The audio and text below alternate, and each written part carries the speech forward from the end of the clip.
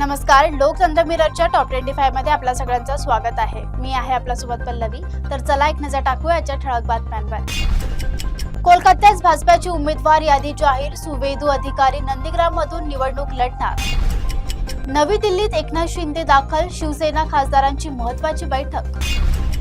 देशात महागाई 11 महिन्याच्या उंचकावर, डाळी आणि भाजपाचे दर वाढले। गुढीपाडव्यापासूनच राज्यात हवामान बदल, काही ठिकाणी गारपिटाचा इशारा। पुण्यात एलपीजी तुटवड्यामुळे दूध पुरवठ्यावर परिणाम। मुलुंडमध्ये पत्नीने पतीला लोकल समोर ढकलले, महिलेचा मृत्यू। पुण्यात सिलेंडर बुकिंग नंतर 96 तासात घरपोच सेवा बंधनकारक। ठाणे मुलुंड नवीन रेल्वे स्टेशनला धर्मवीर आनंद दिघे नाव देण्याची मागणी। भीमाशंकर येथे निशिकांत दुबे यांच्या व्हीआयपी दर्शन प्रकरणाची चौकशी। काबूलमध्ये रुग्णालयावर हल्ला, पाकिस्तानवर आरोप, अनेकांचा मृत्यू।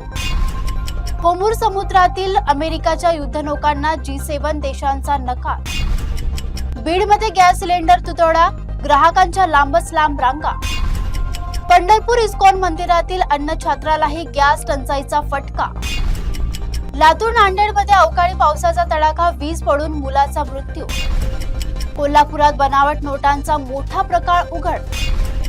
हिंगोलीत वाहतूक कोंडी आणि पार्किंग समस्येमुळे नागरिक त्रस्त।